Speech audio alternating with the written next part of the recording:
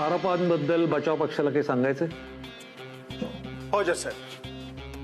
जज साहेब, माझ्या अशिलावर केलेले सगळे आरोप खोटे आहेत. मुळात पोलिसांना खरे गुन्हेगार सापडत नाही आणि कोणावर तरी ह्या सगळ्या गुन्ह्यांचा ठपका ठेवायचा आणि सगळ्या केसेस बंद करायच्या या मार्गावर पोलीस आहेत. हे या केसचं खरं स्वरूप. ऑब्जेक्शन जज साहेब. ऑब्जेक्शन सत्य. मुद्द्याचं बोला. होय जज साहेब. कातळवाडीत माझ्या अशिलांची ओळख देव माणूस म्हणून. माझ्या असील अनेक लोकांची मदत करतात, गावातले प्रत्येकाची मदत करतात. कोणी अडला नेडला त्यांच्याकडे येतो आणि म्हणून त्यांचा जनसंपर्क जास्त आहे, त्यांची लोकप्रियता जास्त आहे. आणि याच कारणामुळे सौ नीलम आणि सोनू यांचा माझ्या अशिलांशी संबंध आहे. पण या देव माणसाच्या चांगुलपणाचा गैरफायदा घेऊन आज त्यांच्यावर खोटे आणि पुरावा नसताना आरोप लावले जातात. माझे अशिल या दोन्ही स्त्रियांना फक्त ओळखत होते, मदती पलीकडे त्यांचा काहीही संबंध नव्हता, हेच सत्य जज साहेब. ऑब्जेक्शन जज साहेब. जज साहेब, माझ्या वकील मित्राचा असा समज झालाय की ते म्हणतायत तेच सत्य आहे आणि त्यांना असं कुठल्या आधारावर वाटतंय की आमच्याकडे पुरावे नाहीयेत. पुरावे असतील तर ते सादर करावेत. पुरावे सादर करा. येस माय लॉर्ड.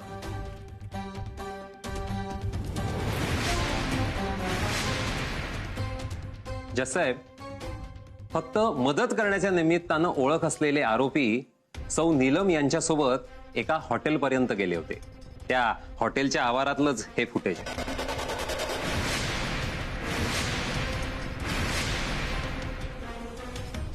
एवढंच नाही तर जयसिंगचा लेखी जबाब सुद्धा आमच्याकडे आहे. हा शर्ट खरं तर जयसिंगचा आहे, पण सीसीटीव्ही फुटेजमध्ये दिसतंय त्याप्रमाणे ती परिधान केलेली व्यक्ती आरोपी नटवर सिंग ही आहे. आता प्रश्न हा आहे की जयसिंगचा शर्ट घालून आरोपी जयसिंगच्याच पत्नीसोबत हॉटेलमध्ये नेमकं काय करण्यासाठी गेला होता?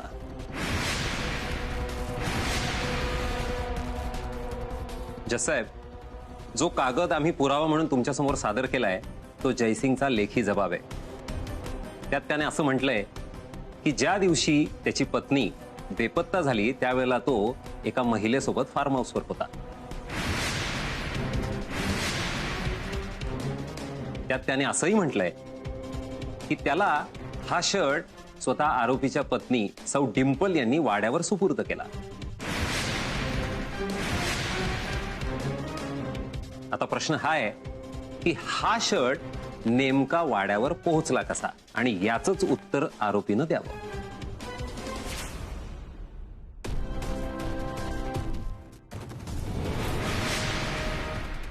भजा हे नेमकं काय प्रकरण आहे? मला बी काय कळणं झालंय, काय म्हणतात ते. माझा तर मी बधीर व्हायला लागलाय. Order order silence. आरोपीला काही स्पष्टीकरण द्यायचंय? हो जज साहेब, मला कोणाचं दुःख बघवत नाही. समोरचा माणूस जर का त्रासात असेल तर माझ्या परीने मी त्याचा त्रास दूर करण्याचा प्रयत्न करत असतो, त्याला मदत करत असतो. म्हणून तर गावातले सगळे मला देव माणूस म्हणतात. ते कळलंय मगाशीच.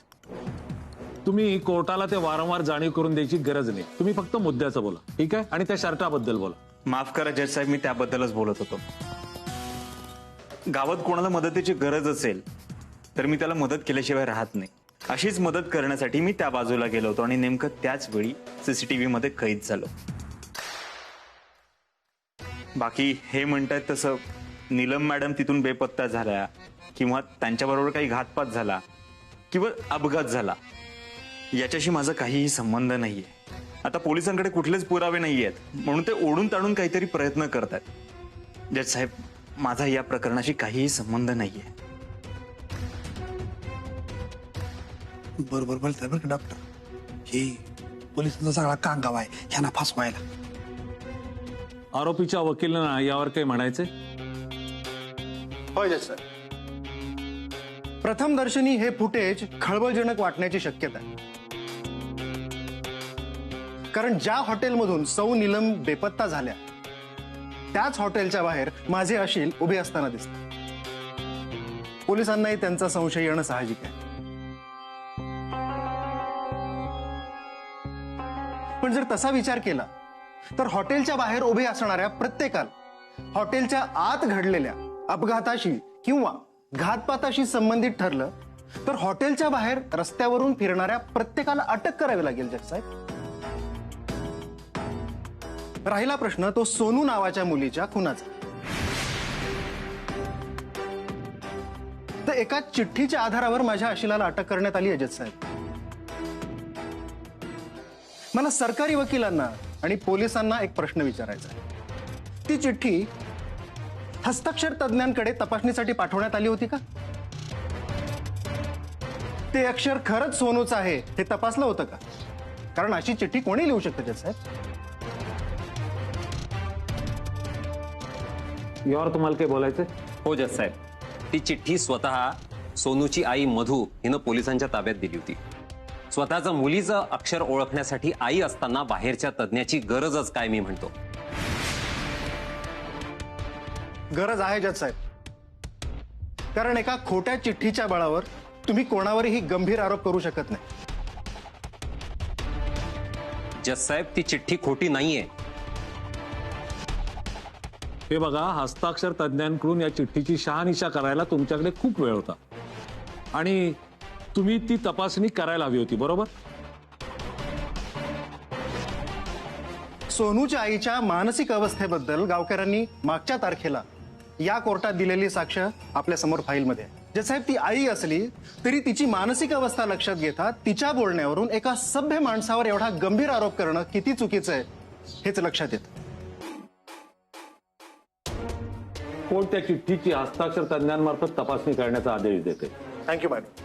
हो जज साहेब. पुढील सुनावणी लंच ब्रेक नंतर. Court is ॲडजर्न.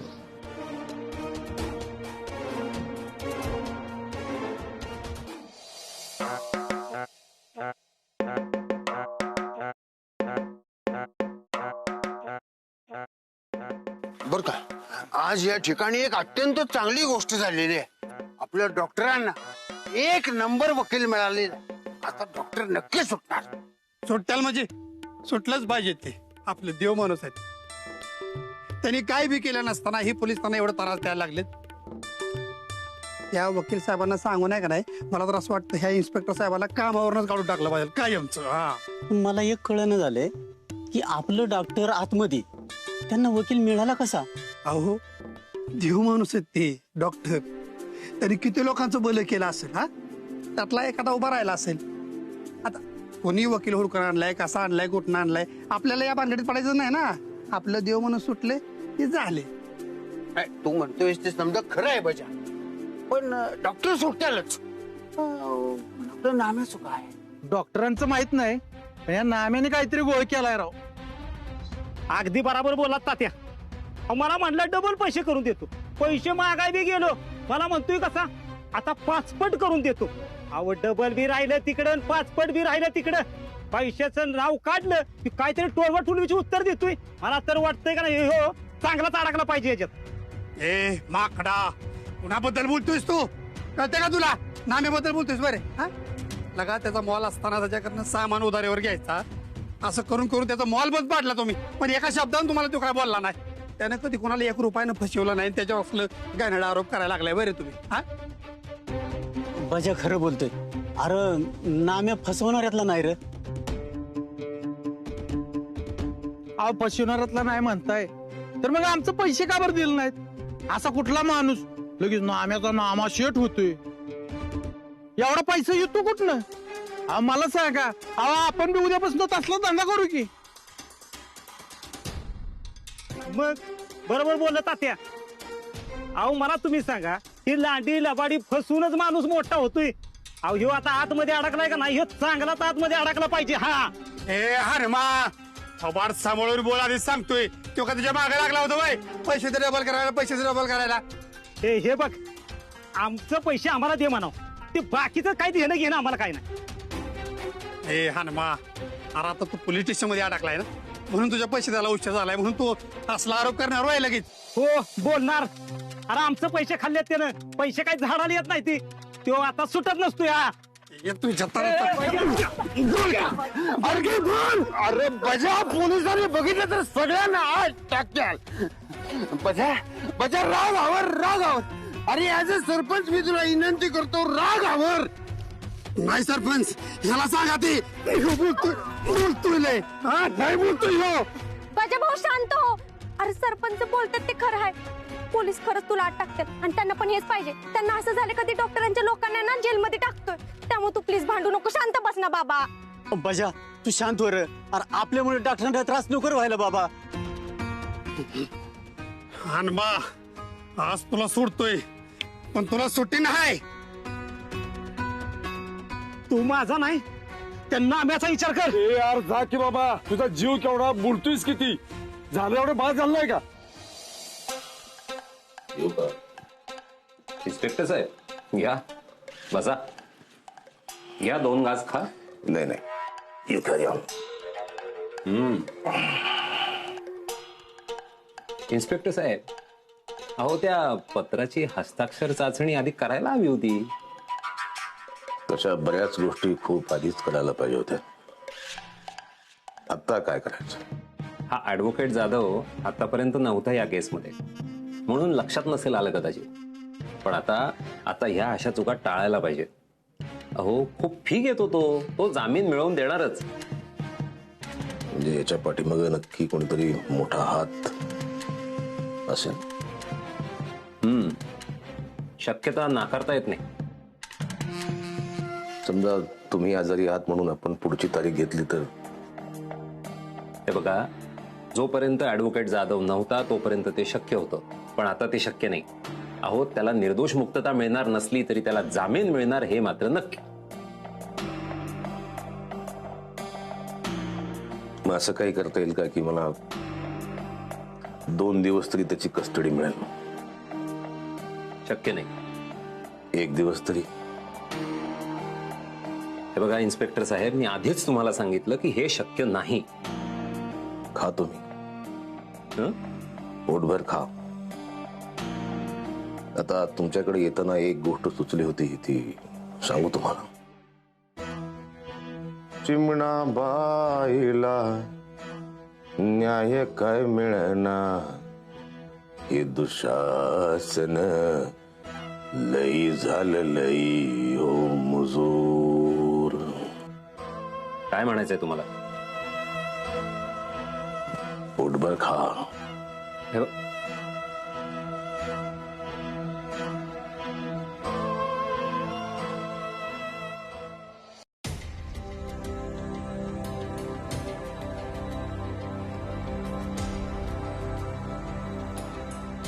प्रोसीड. जज साहेब, मी सरकारी वकिलांनी केलेल्या पुराव्याचं खंडन करू इच्छितो. परवानगी. थँक्यू. जज साहेब,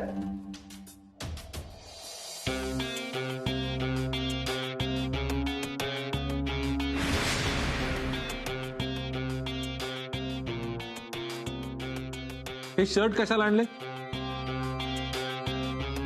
सांगतो जज साहेब.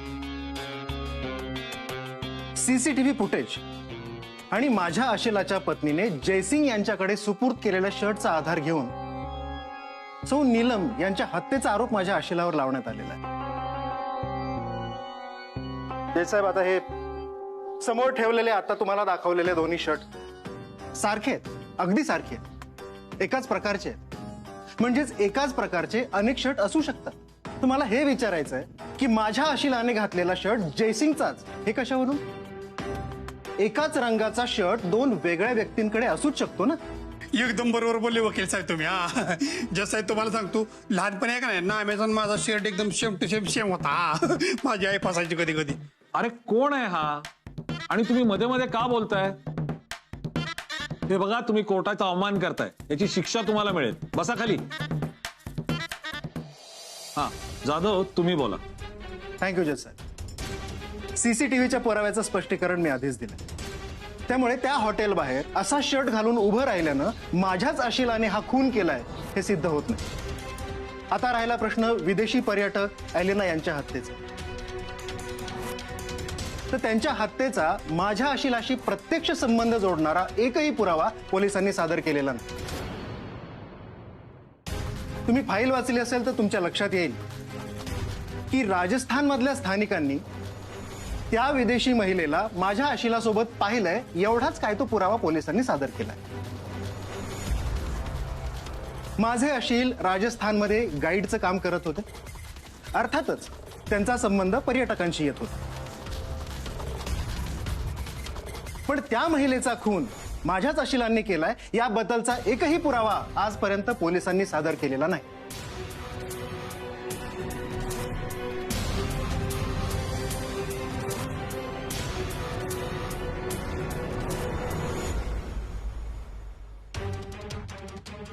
हुशार आहे हा वकील. फीस जास्त घेतो पण कामच आहे. आज हा डॉक्टरला सोडवूनच राहील. जसे मला माझे मुद्दे सिद्ध करण्यासाठी या केसचे इन्व्हेस्टिगेटिंग ऑफिसर इन्स्पेक्टर जामकर यांची उलट तपासणी घेण्याची परवानगी मिळाली. Permission granted. इन्स्पेक्टर मालकन जामकर हजर हो.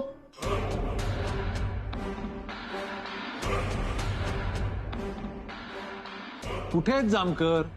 जामकर ना बोलवा. बोलवतो साहेब.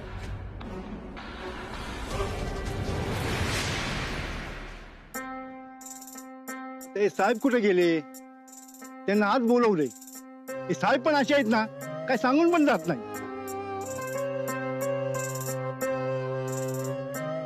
साहेब साहेब साहेब आज चला लवकर, तुम्हाला बोलवले. दिसत नाही, मी लगोरी खेळतोय. मी पडल्याशिवाय मी काही येणार नाही.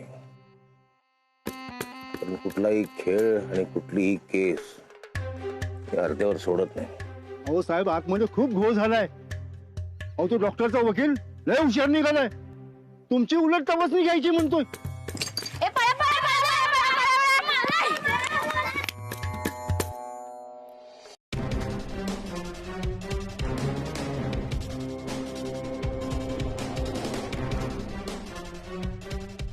कुठे होतात तुम्ही?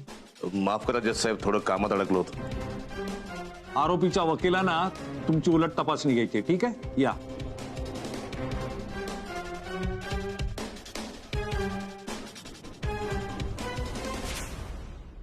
थँक्यू माय लॉर्ड.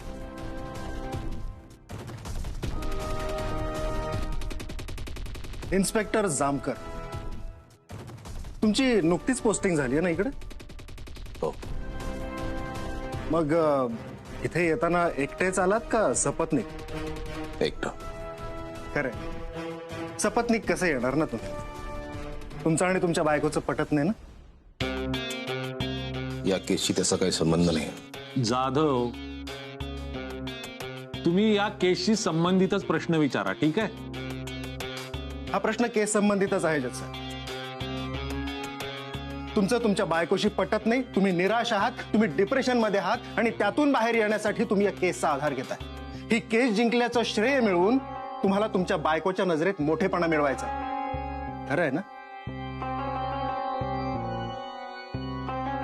खोटं आहे सगळं. इन्स्पेक्टर, मला सांगा, तुम्ही माझ्या आशिलाकडे लाच मागितली होती?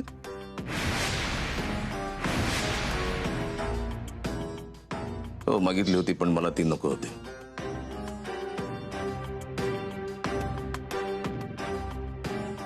इंटरेस्टिंग जज साहेब.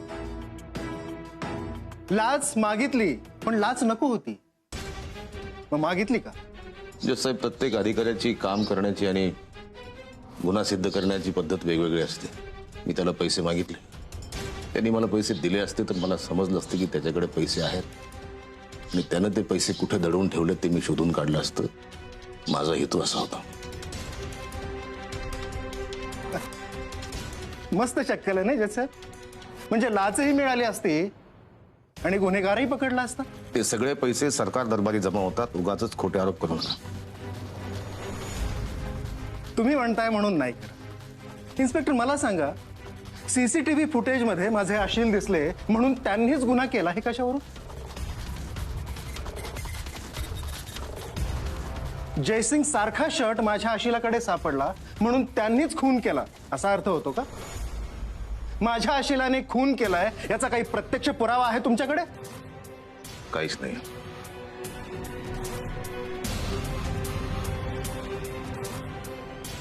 जज साहेब, मला एक गोष्ट तुमच्या समोर कबूल करायची, त्यासाठी मला आपली परवानगी हवी. जामकर, एखादी गोष्ट स्पष्टपणानं कबूल करायची असेल तर त्यासाठी परवानगीची गरज आहे का? बोला, काय तुम्हाला सांगायचंय ते. जज साहेब, मी तुमच्या समोर जो माणूस उभा केलाय तो गुन्हेगार नाही. मी चुकीच्या माणसाला तुमच्या समोर उभं केलंय. त्यासाठी मी तुमच्या समोर आपली, गावकऱ्यांची, सर्व कर्मचाऱ्यांची आणि देव माणूस यांची माफी मागतो.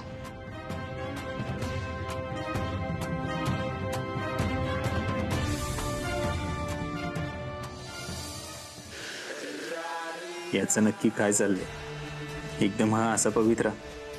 नक्कीच आमदारबाई माझ्या बाजूने हे याला कळलं असणार. त्यामुळे आता हा माझं काहीच वाकडं करू शकणार नाही.